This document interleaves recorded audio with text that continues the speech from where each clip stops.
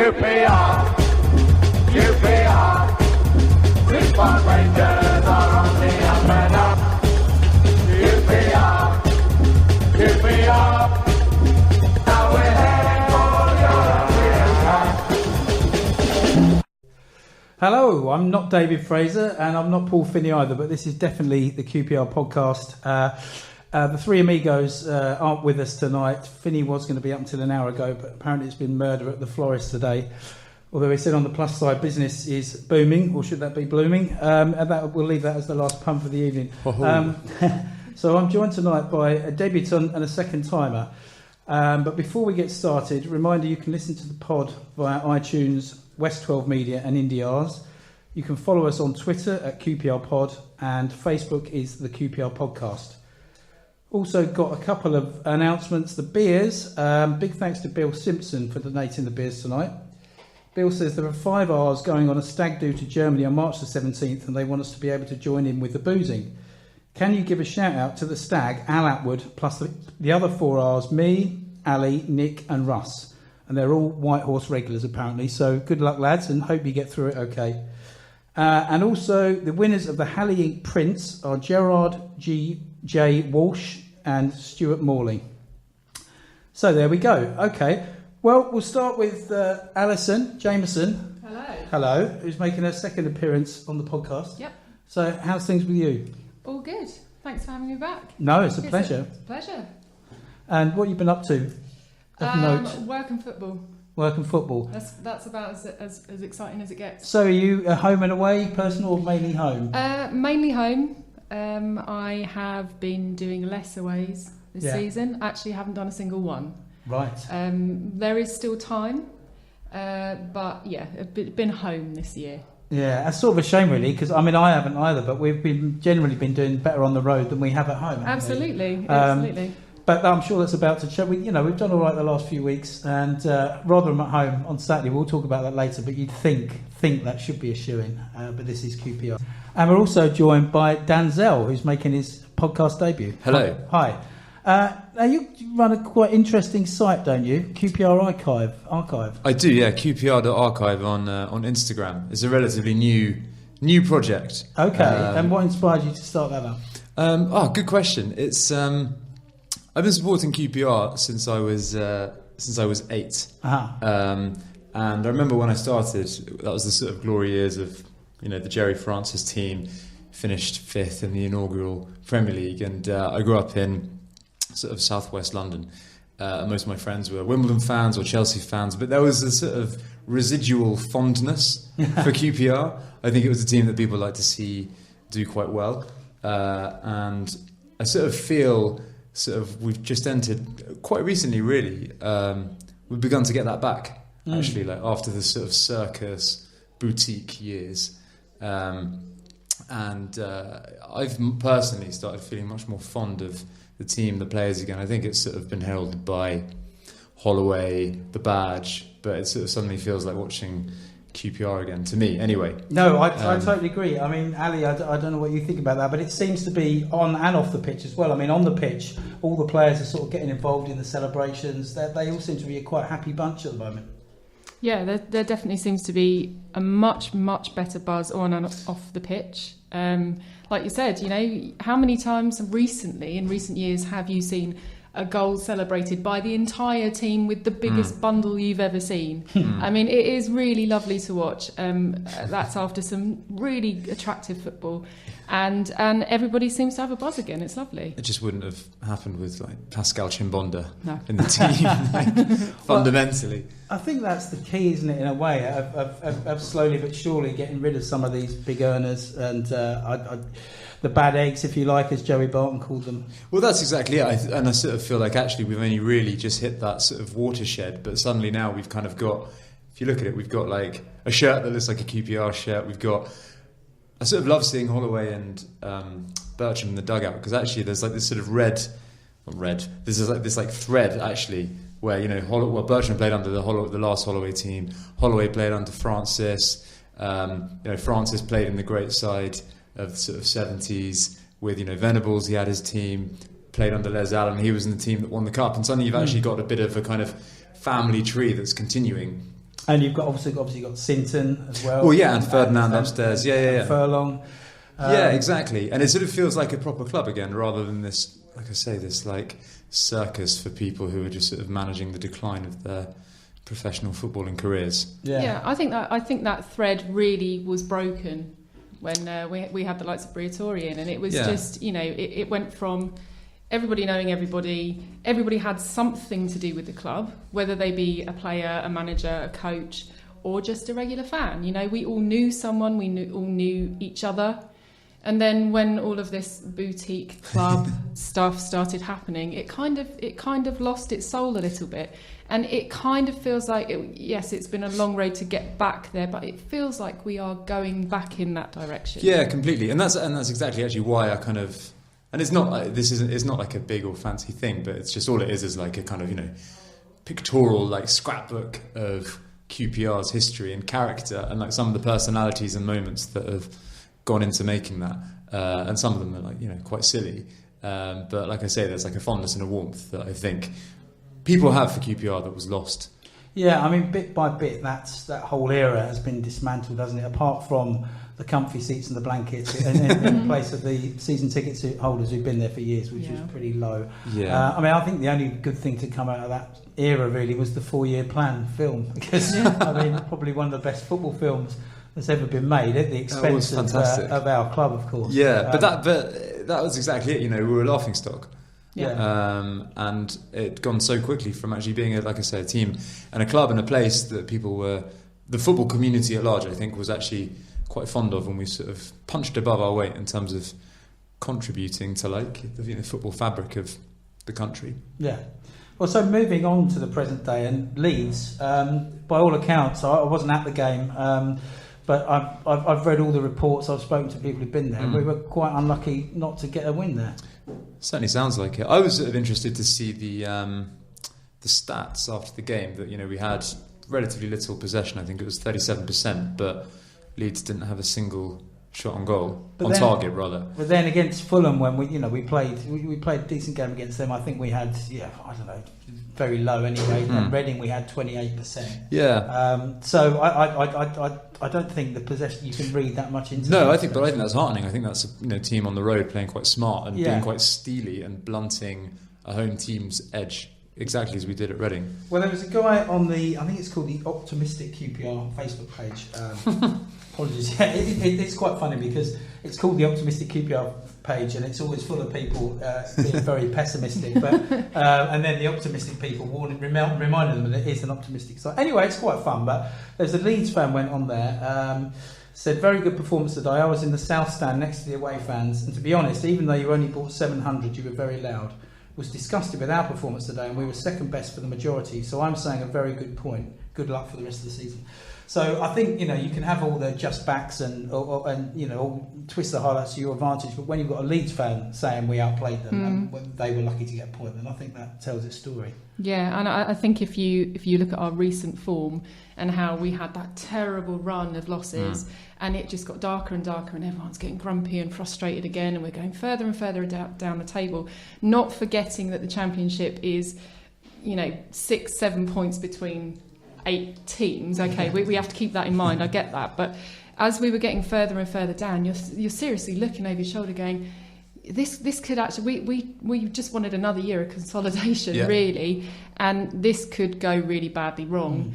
And under Ollie and Bircham as well, that's just awful. But you know, it could happen, and then just for it to turn around like that and to go to Ellen Road and get a draw it's brilliant. You know, from where we were a couple of months ago, you couldn't have seen that coming, and you know, it's really heartening to see it. Yeah, I mean, I'm guessing it was just a case of Ollie and Birch finding their feet, the team finding their feet, because obviously it's a completely different way and a style of management under Hasselbank. Absolutely. And some of the players didn't want Hasselbank to go either, so it must be quite difficult to try and suddenly, you know, you've got this mad Bristolian coming in waving his arms, who half of them never heard of, you know. Because I think that's died in the wall QPR fans. We just assume that everyone knows Holloway, but really outside of this country, it's probably not that well known. But yeah, you're right. After that 6th game, you're just thinking, where's this going to come from? Yeah, I thought it was a great result. Really, really did. I think it's that, you know, especially away, it's that kind of Allardyce sort of truism of respecting the point. But it was also... You have to. Sorry, I mean, again, I'm sort of relying on others a little, but I mean, I've seen some of the highlights as well. But we also played some really nice football. And against Barnsley, I think Holloway said that was our best performance of the season. Yeah. And I thought that we played some really nice stuff then. We had Silla back in the team and different personnel out, I think. But Washington wasn't playing. But I thought that basically once we had Smith back in the side, we'd probably go back to a little bit of Route 1, if you like. But by all accounts, that wasn't the case on Saturday. Yeah, I think we certainly had the better of the chances. Yeah. You know, Green had to make a few good saves, didn't he? Yeah. So I was going to ask you guys what you think of Darnell Furlong, because I've liked him since he came in, and I've said this before, but I thought it was a bit of a bum deal he got with, he's trying to mark Sanchez against Arsenal, and then in Palace the next game he was run ragged as well, and after that he sort of disappeared from the pictures, loaned to Northampton and Swindon. But I think since he's been back, he's been getting better every game, and I would have him as my first choice right back over Perch. I like him personally, but I think it's always, you kind of want to like the players who come through the system. You want them to do well, which I think is important actually. Not to be overlooked in terms of the spirit of the team. I do think if you're playing him, I think he is a little bit flimsier defensively than some of the other options. Not that I hugely care for Perch actually, but I quite like having, if you've got him and Bidwell, let's say, actually that they kind of balance each other out. I don't think you could have two Furlongs, one at either fullback. I think that would be kind of overdoing it, but I'd like to see him in the team. Yeah, I mean, I think the thing is now, now we're not looking over our shoulders so much. I think he can get a run now, and he is. The thing with him, he's very good going forward. I mean, he does need to tighten up a bit more at the back, but then that's going to come with experience. But he's got a prodigious leap on him as well. Yeah, a bit like Celez almost, if you like. I just wonder whether he'll do a Gareth Bale. I'm not saying he's in the same class and be moved up further along in his career. I think, I think is exactly what we're looking for, isn't he, really? Comes up through the system. He's young. He's been sent out on loan a few times and, he's come back. And actually you can see from week to week that he is thinking about his game and he is being given the time to do what he needs to do in his position. And he's learning every week. And, he is a hell of a lot stronger than he was at the beginning. So, I think it's been a really good season for him. And what did you make of Ollie's comment that we're not flitty-farty QPR? I thought it was quite funny. I thought it was great. It's nice to have Ollie back again with his little one-liners, isn't it? Yeah. Just a little bit of a giggle now and then, and you kind of go, oh, Ollie. But it's behind the sort of the comedy quotes. There's a bit of truth in that. We have got a lot more steel recently. Somebody said that we've got the most bookings in the division this season. I don't know if that's correct. Yeah. Something to be proud of. Well, I mean, yes and no. But it tells a story about the team. Kind of think about like that. The great first Wenger team, the most successful team that he had was also the one that I would imagine almost certainly had the worst discipline. If you think of all the yellows and reds that your Vieiras and Petits would accumulate, and I think there's that's a mentality, isn't it, that these players are tough and don't want to get beaten. Yeah. And another player who had his best game of the season against Leeds, Nedum Onuoha, got man of the match from most people. Yeah. And we've sort of been champion of his for a long time, just because we thought he was getting a bit too much unfair stick. So it's nice to see him come through that.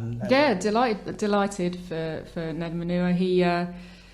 He has got a lot of stick, especially being made captain and all of that. And he did get a lot of stick, and a lot of people said he wasn't loud enough and he wasn't quick enough when he was played out wide, and then when he was in the middle he wasn't, he wouldn't stand up enough. And actually it goes to show that sometimes it's not just about the player and the mentality of the player and everything else. Sometimes it can be, if you've got the right manager and the right coach and the right people around you and the right attitude, anybody can make their game better.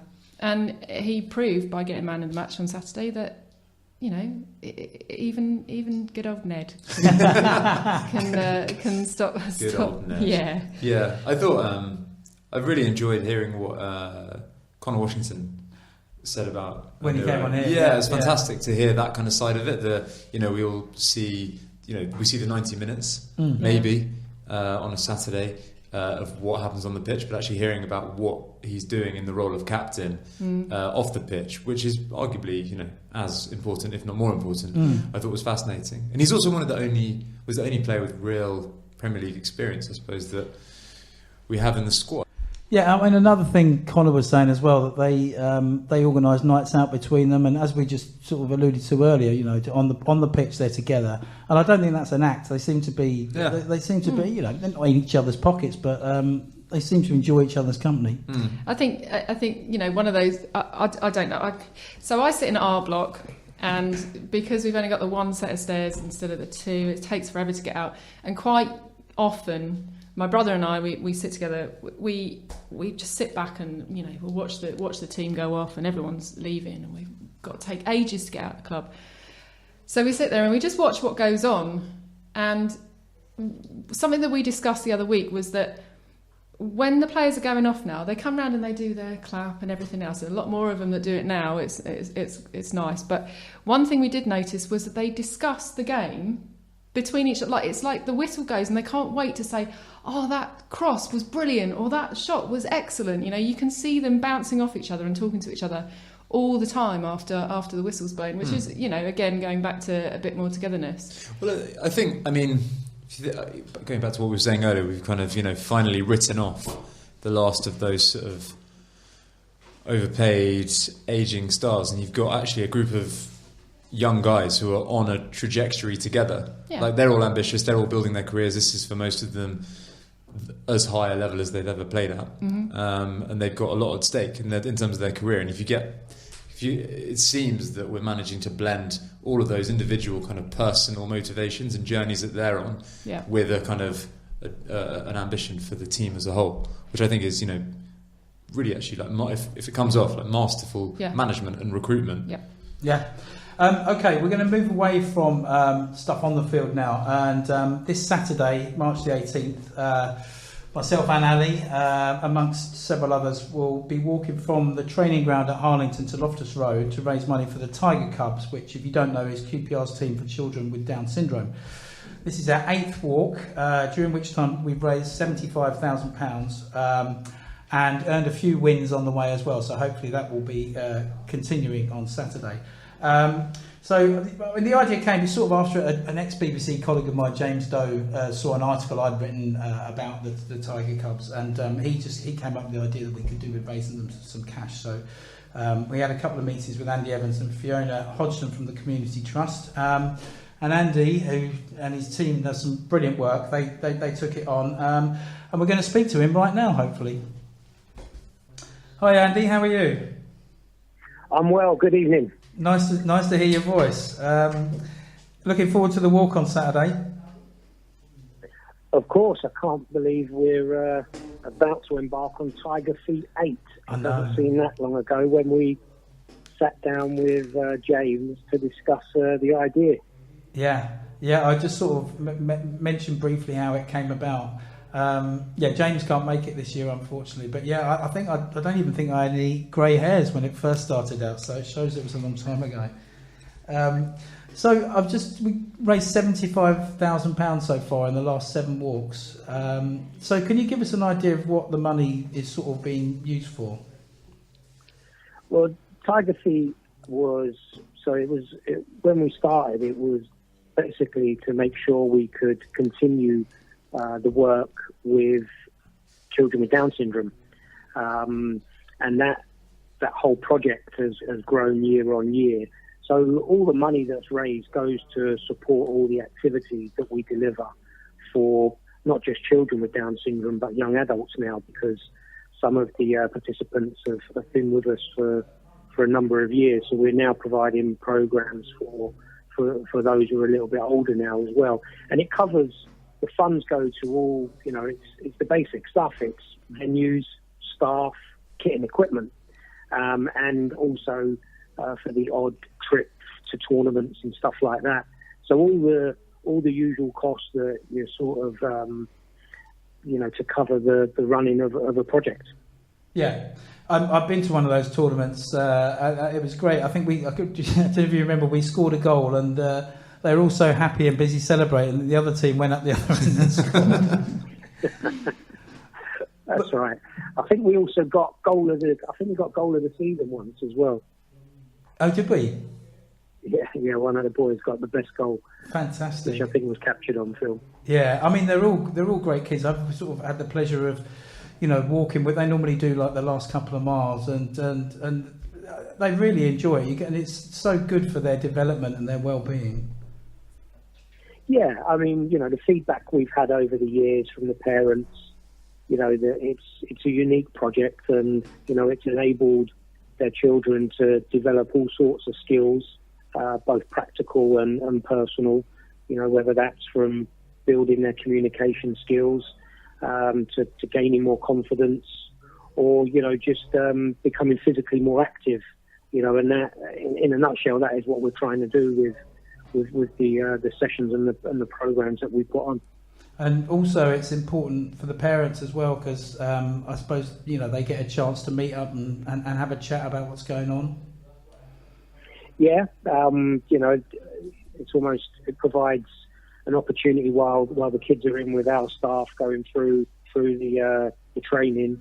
It gives those parents a chance to share their problems and support each other, because I'm sure they're all experiencing similar challenges. Hi Andy, it's Alison here. I just wanted to ask you, aside from the Tiger Cubs, a little bit more about what the Community Trust does in the local area for the residents.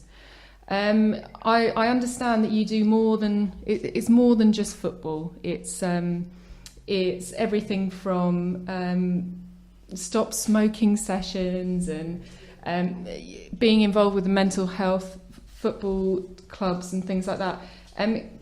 Recently, last week, we had James Castling, who was working with the Community Trust. He was actually he was on Victoria Derbyshire's programme, and he was talking about the amazing work that you guys do to support people with mental health issues. Could you tell us a little bit about that? Yeah, I mean, James's appearance on national TV was, we met James a few years ago now when he was actually sectioned after trying to commit suicide. And it was an incredibly brave thing that James did last week by, sharing his story with the nation. And James was actually in the club this afternoon, and it's been a bit of a whirlwind for him. He had over like 600 direct messages after his appearance, so he's found it a little bit overwhelming this week. So we've had him in today and have been supporting him on how he's going to handle his newfound fame, if you like. But yeah, you're right. We deal with a whole different range of young people. In James's case, it was through our Healthy Kickers program, which is a program for young people suffering with mental health issues. And for us, football is just the tool to engage with young people like James. Once we've got them involved in the game and playing and attending regularly, then that leads to one-to-one support and mentoring to ensure that they can continue to develop and fulfill their potential. And we've got an incredible staff who perform that role every day, throughout the whole year. We get a number of referrals from agencies from mental health. We get referrals from the youth offending team, social services, and the police.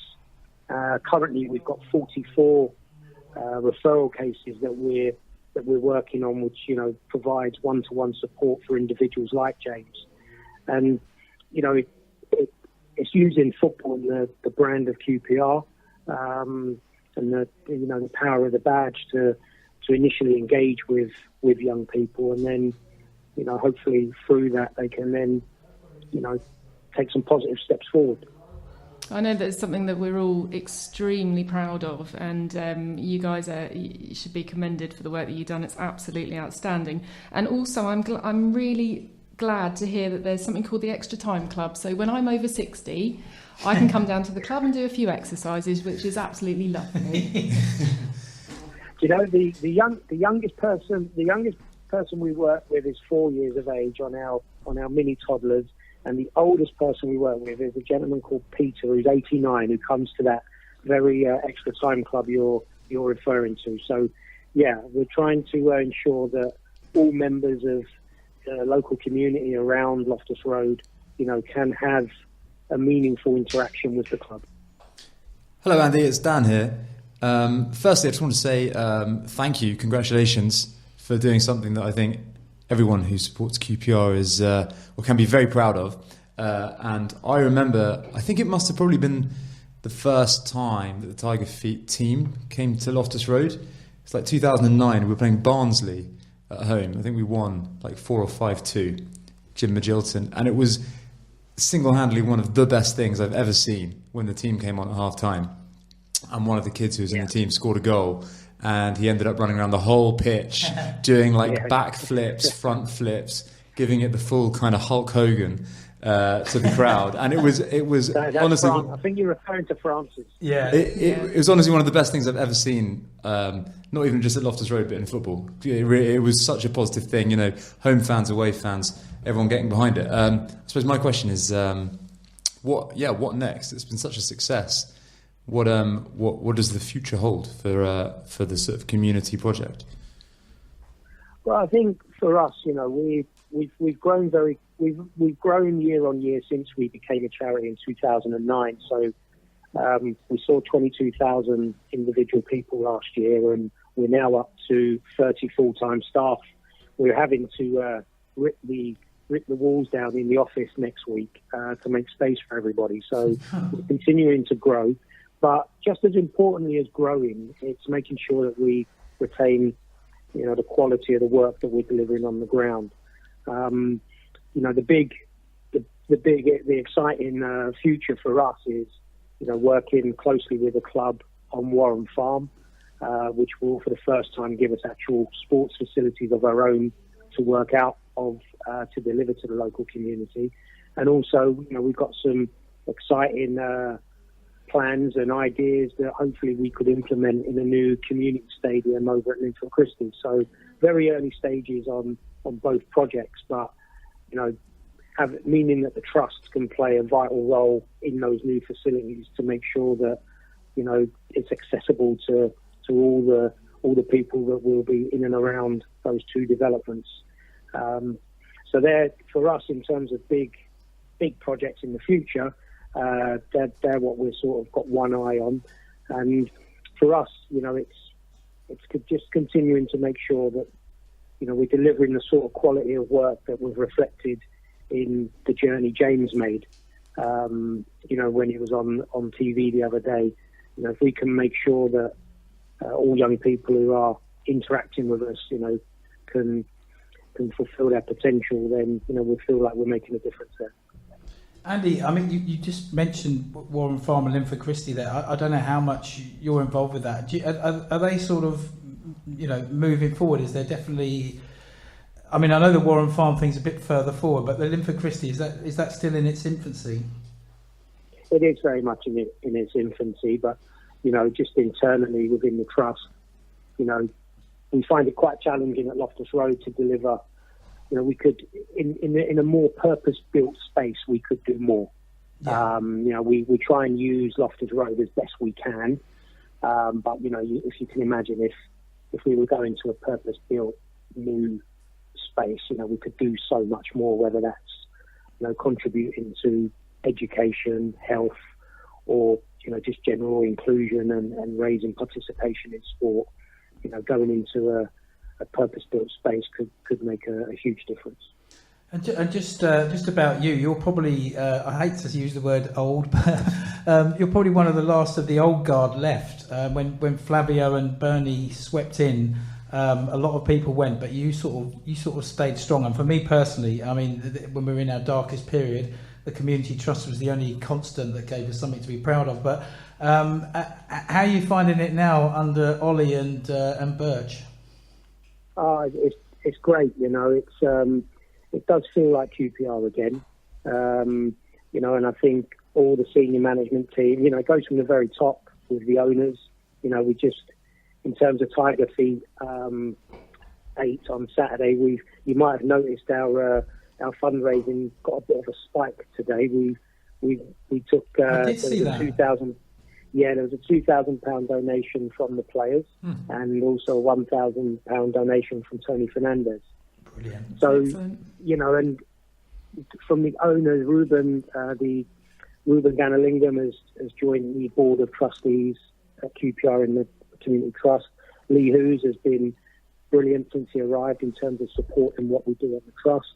And then you've got the likes of Les and Andy Sinton, what with Ollie and Birch, it really does feel like QPR again. And during all those years, previous, we on the trust, we just tried to be true to the values of the club, which are all about, being a community-based club that is a family club and is welcoming. And we tried to keep those values throughout the time on the trust side of things.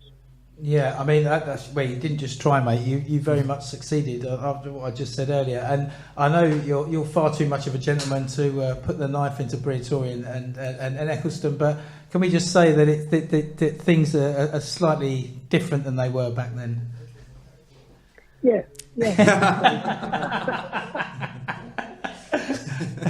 And just on that,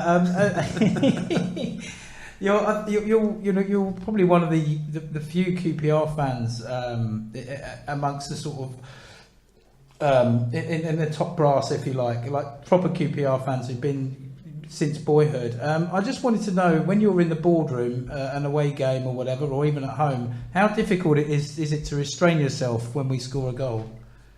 Listen, I spent my time at away games controlling Andy Sinton. He's up and down, and no, do you know what? It's good to. You can't go absolutely crazy, but you are allowed to enjoy the goals and whatnot.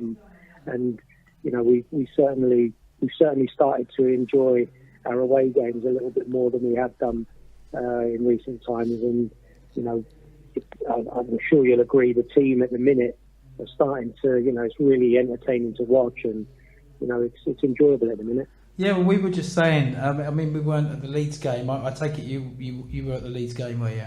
Yeah. So you're better placed to say. I mean, we were unlucky not to come away with that. And that was the first point, to come away with the 3 points. And the second point was that the spirit among the players is just second to none at the moment. Yeah, you notice when we score, every single player is involved in the celebration, and those on the bench are enjoying the success, even though they're not starting. And we were certainly the better side up at Leeds, and I'm always grateful for a point away from home. But I felt on Saturday we probably deserved to have taken all 3 backwards. Yeah. And just before we go, I mean, as I say, when was your first QPR game, if you wouldn't mind sharing that with us? My very first game, my dad informed me I was 4 years of age, and it was against Norwich City in 1972. Wow. That was my first game. Wow. Not that I can remember anything about it. I slept through the whole second half.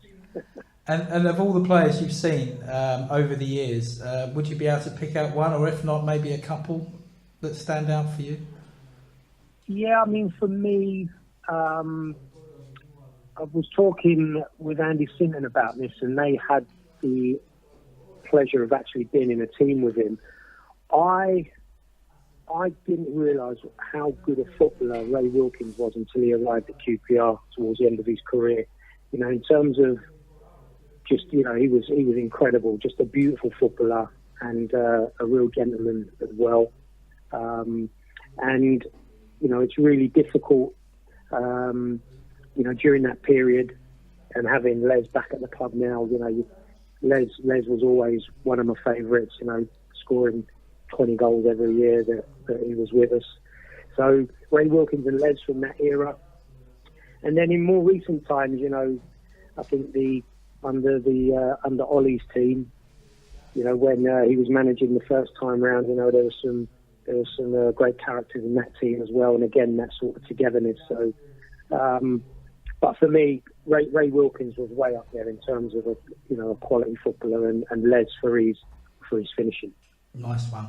We can't disagree with that, really. They're both great players. Well, listen, Andy, it's been great talking to you. Thanks for taking time to talk to us. I'll let you get back to the FA Cup game now.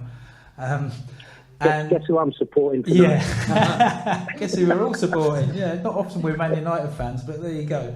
I should look forward to see you Saturday, mate. And you take care. And thanks again for all the brilliant work you're doing. No, thank you for giving me the opportunity tonight, and see you on Saturday. Looking forward to a good day. Will do, mate. Take care. Sure. What a man. Fantastic. He's awesome, isn't he? Yeah. He's so lovely. And, he has so much on his plate. Yeah. So many different things going on, and yet, when you see him, he remembers your name, Yeah. he knows who you are, gives you a hug and asks you how you are, and, he's just lovely, lovely guy. Yeah. And it's things like that mean that it's a club, actually, rather than a business. Yeah. I think it's easy to sort of forget, even if you don't see it. It's stuff like that where, the entity of QPR is actually engaging for the greater good of the community. Yeah. That retains that kind of spirit. Yeah. I love it. No, he's Mr. QPR for me, really. As I said there, he's been at the club through thick and thin, and they were just getting, people just disappearing. I don't mean disappearing in a bad way. Oh God, under the pitch. Yeah.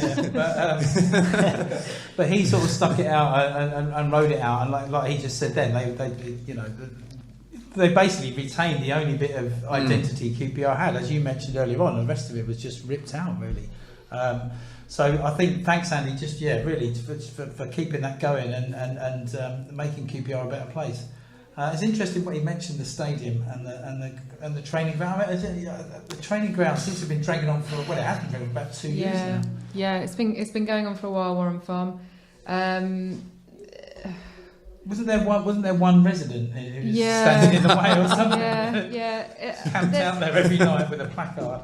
It's a difficult one, isn't it? Because there's different people wanting different things, and I don't think the Save Warren Farm group is specifically against the club. It's got nothing to do with QPR.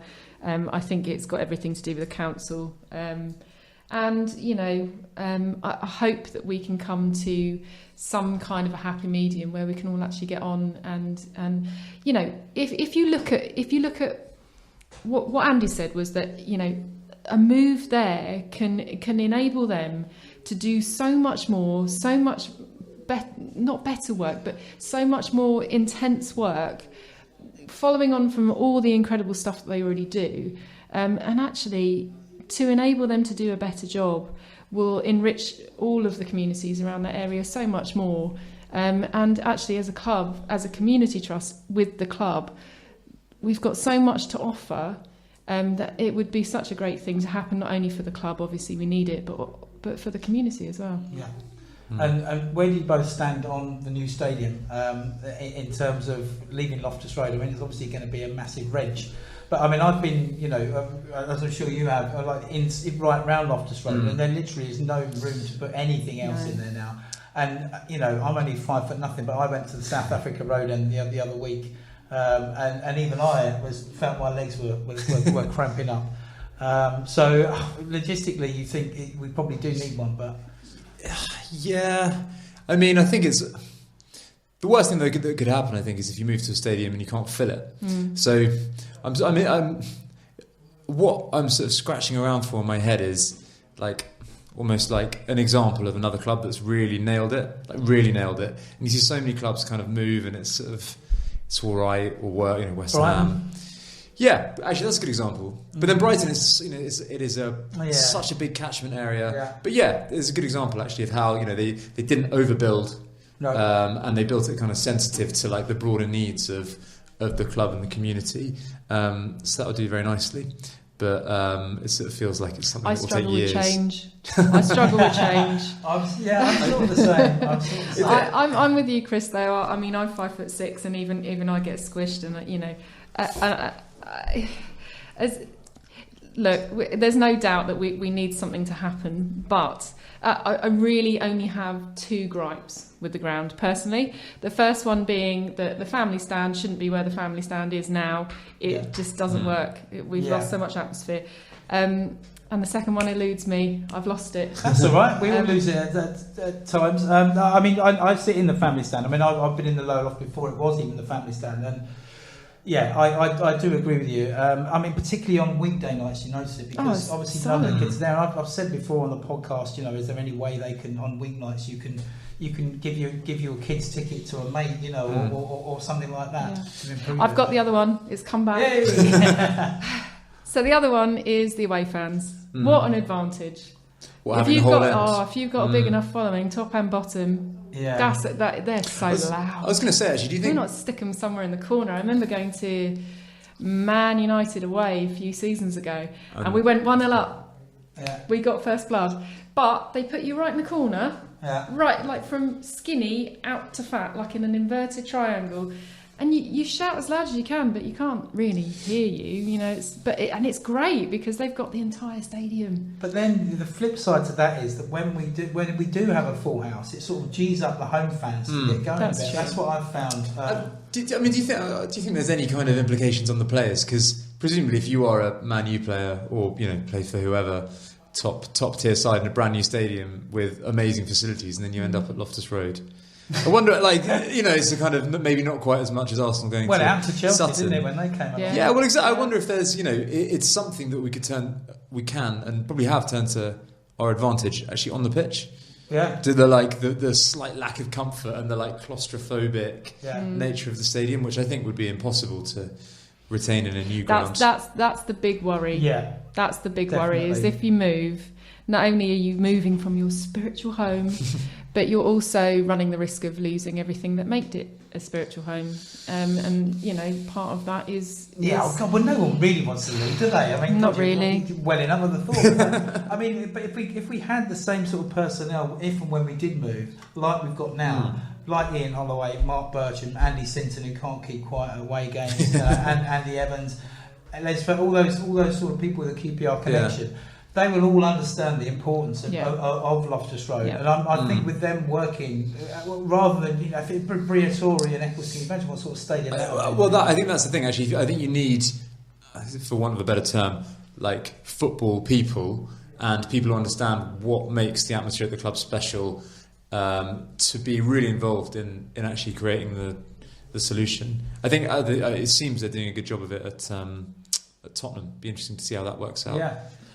Apart from that weird one-way glass room that looks onto the tunnel. Have you heard about this? No. They've in advanced plans for the stadium that they released, I think about a month ago. They showed there was a one-way mirror that VIP guests could look through into the tunnel and see the players coming out. So they're standing next to the players, which I think would be really, really sinister, actually. Unnerving for the players. Okay, well, amazingly, we've reached the hour's end. Even without Finney and David Fraser and everyone else, we've had quite a lot to talk about and a brilliant guest to boot. So, anything we haven't talked about so far you would like to talk about, now is your chance. Shall I go first? After you go first. I'll go first. All right, I'll go first. I have 2 in good Paul Finney style. The first one is good old Clint Hill. You got to put a little word in for him, haven't you? Yeah, absolutely. God bless him. Scoring a goal. Love him. And the other one is, I know we bang on about it a lot, but this is my opportunity to say how proud I am of the club for their social media content and their programmes. Honest to goodness, that team works so hard and they get it so right so often. We've had the recent This Is My Cave thing for the... Right, okay, so I'm not too sold on the cave thing because it kind of makes us out to be Neanderthals, which we are not, mostly. But watch a video like that and you can't help but feel the butterflies, can you? No, absolutely. Absolutely brilliant. And also the programmes... our outstanding The award-winning week and programs, week, yeah. the award-winning, multi-award-winning Yeah. programs, week in, week out, absolutely fantastic. But with the celebrations last weekend prior, just absolutely fantastic. Yeah, no, Yeah. you can't argue that. And you know they've got an absolutely tiny team as well. Yeah, they have. Really Yep. small team. I mean, I worked with Adam Hume, who started all this off, or was part of starting this off. He did a brilliant job. But the guys have like taken it on and running with it. And yeah, can't argue with that. Mine is it's sort of coming to the time of year where you start seeing previews of what next season's kits are going to look like, and I'm really intrigued because obviously we're moving to Iria, the Italian sportswear manufacturer. Yeah, having I guess it hasn't quite worked out with Dryworld, which I think is a shame. That's a shame. Because I really think love they've done that a kit. beautiful job on that shirt. They have. And that, you know, it's a small thing, but just, you know, having the hoops that go all the way around and having like a badge that's properly sewn into the shirt. I do think, you know, that's important, especially given where we've been with lack of hoops, weird badge. So yeah, I'm kind of Weird badge. I'm cautiously optimistic that they'll be able to continue in that vein. But we'll find out soon, hopefully. Well, yeah, I think given the feedback after the previous kit, I Yes. don't think the club are going to go back to having one hoop around the back. I mean, they've gone so far making it so. Yes. I don't think they're going to be held to ransom by a kit maker saying we're just going to do this. That, Well, that. hopefully that's why they've gone for a slightly smaller one, Yeah. rather than, you know, an Adidas or whatever that would just give us something off the shelf. Here's the catalogue, choose. Yeah, Yeah. exactly. Okay, my R's End. I'm going to leave you with a song. Don't worry, I'm not singing it. In case you missed it, there's a little kid called Archie West who's done this fantastic tribute to Matt Smith. If you haven't heard it, this is well worth a listen. Matt Smith is a giant of the team. Matt Smith is a giant of the team. Matt Smith is a giant of the team. Brilliant. I mean, you can't argue with that, can Beautiful. you really? Get that kid a megaphone. Yeah, absolutely.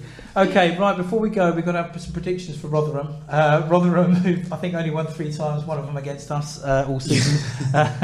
So let's not take it too lightly, but... Yeah, I fancy them for the double. We should win. I mean, we have, you know, the momentum, and yeah, they are a weak team, but It's Rangers. yeah, famous last words, eh? Yeah. So, prediction, score? 3-0 to QPR. Fatal pause. Yeah, 3-0. 3-0. I'm going to go 2-0. We're going to keep our clean sheet because apart from last weekend, we hadn't had one for a while. So I'm going to go 2-0. Yeah, I think it was 25 games or something ridiculous. Holy smokes. Yeah, I might be wrong there, so stand corrected. But yeah, I'm going clean sheet as well, so we've definitely jinxed it now. And I'm going to go 3-0. Sod it. Yeah. Yeah, go on. Done. Okay, this has been Open All R's. Thanks for listening. Catch you next time. UPR, UPR.